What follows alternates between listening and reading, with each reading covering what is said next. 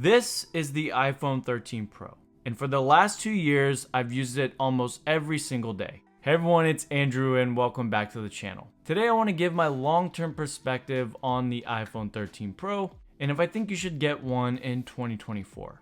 It's kind of crazy to think that this device is over 2 years old, but when you stack it up against devices like the iPhone 14 Pro or Pro Max, and the iPhone 15 Pro or Pro Max, it actually holds up really well and is still a fantastic device. Also, thanks to Kushu for sponsoring today's video, but more about them later. The design is one of the nicest and best looking iPhones to ever come out. The surgical grade stainless steel, the rounded corners and rectangular shape just looks super classy and premium. I have the color graphite and it looks stunning. And speaking of colors, this might have been the best color options we've ever gotten on an iPhone. So it comes in graphite, silver, gold, and Sierra blue, which a lot of people feel is the best color to ever come to an iPhone. It feels amazing in hand, weighing just 7.6 ounces or 203 grams, and it has a 6.1 inch display. This was actually the first iPhone display to get ProMotion with 120Hz adaptive refresh rate, and honestly, it feels as smooth as it did on day one. The Super Retina XDR display is also holding up extremely well, and whatever you're into, whatever type of content you enjoy watching, it's a great display to use.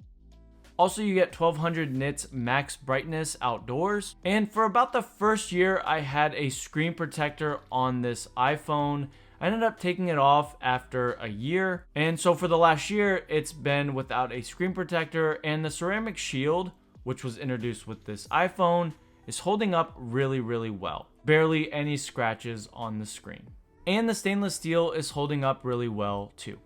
Now, after 2 years, you'd think that there'd be a slip in performance, and honestly, there really hasn't been. Even after upgrading to iOS 16 and then iOS 17, it's still performing at a very high level and as expected. This iPhone is powered by the A15 Bionic chip, and I won't get into benchmarks and stuff like that. I'm just talking about user experience today, and honestly, it performs as expected, high level, everything I need to do, whether it's on Instagram, Twitter, third-party apps run great.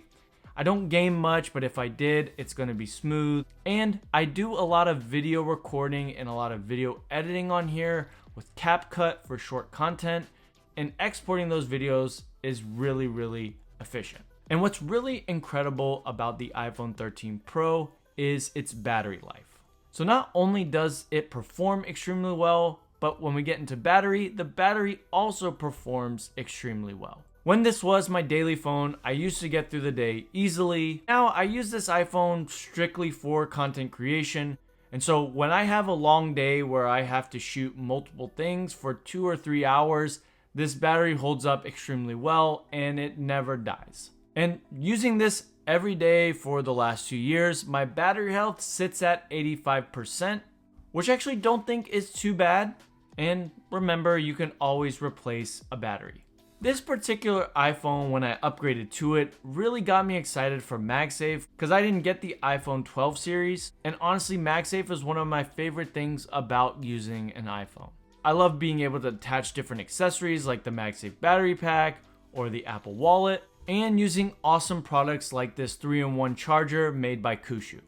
If you're like me and heavy into the Apple ecosystem, a 3-in-1 charger is a must. This sleek charger comes in a beautiful gray finish, and it's actually quite compact and doesn't take up a lot of space. It's perfect for any desk setup or nightstand, and you can charge your iPhone, Apple Watch, and AirPods all at the same time.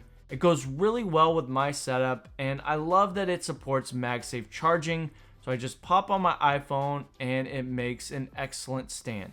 I use my iPhone 13 Pro for content creation, but for my daily phone, I have the iPhone 15 Pro Max, and with standby mode on, it makes for a fantastic iPhone stand. The box comes with a 20-watt charger and adapter, and it charges everything pretty quickly, and I haven't experienced any overheating or anything like that. If you want to check out this charger, I will leave it in the video's description. Thank you Kushu for sponsoring today's video. They really make amazing products and I love every single product that you guys send me. So thank you. Now, let's talk camera. If you didn't know, you get a telephoto lens, an ultra wide lens, and a wide lens. This is actually the first phone where we saw macro photography and video. This is also the camera that got a huge boost in taking better photos at night. And the camera for me is amazing because this is what I use daily for content creation. And I absolutely love the 3x optical zoom that you can find on this phone. And being able to take photos in Apple ProRAW. Some of the shots that I'm able to produce on a phone is just incredible. This camera can also shoot in ProRes, which I don't use too often because the file sizes are so big. And airdropping something like that is pretty annoying, so I try to avoid it. I just shoot in 4K at 60 FPS, and that does the job for me. Actually, the video right now that you're watching is being filmed with the iPhone 13 Pro, and for the last year or so, every video on my channel has also been with the 13 Pro. Included in the camera, you also get cinematic mode, photographic styles, Dolby Vision HDR recording, portrait mode, night mode selfies, Smart HDR4, and Deep Fusion.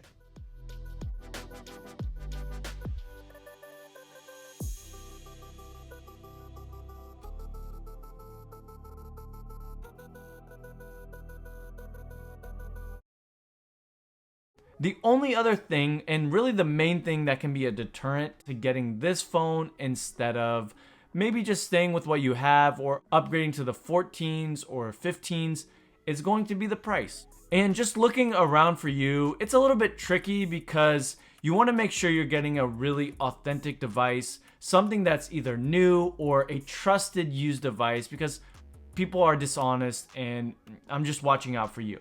But looking at it, Best Buy, a store that I definitely trust, you can get it for $679, which is about half of its original price.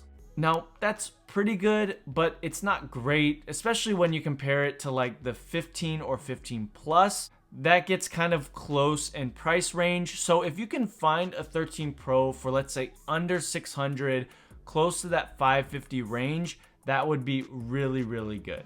And if you can get it used and maybe talk the person down to like 400, 450, that would be really insanely good. Because like I said, it's holding up really well for 2 years.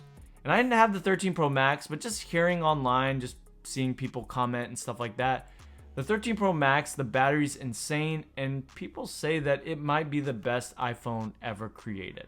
So all things considered, everything that we've went through in this video, should you get it in 2024? And I'm 100% okay with recommending this device.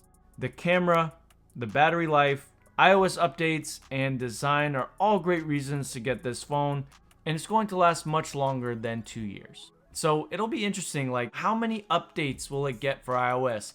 How long, if you really wanted to hold on to it, will it last? You got a good phone if you get the 13 Pro. I would also talk to the audience here that is maybe thinking about upgrading to a 15 series iPhone, and I would say maybe hold out until the 16. Don't get me wrong, I love the 15 Pro Max. I upgrade every year, but I know everybody's not like that. So if you're thinking about upgrading from your 13 Pro or 13 Pro Max, maybe just hold off, see what happens in September with the next iPhone event, and then decide if you want to upgrade. And if you have the 13 Pro or 13 Pro Max, tell us in the comments what your experience has been like with it. So that's the iPhone 13 Pro in 2024. If you found this video helpful, make sure to give a like and subscribe. Thanks everyone for watching, and as always, God bless, and I will see you on the next video.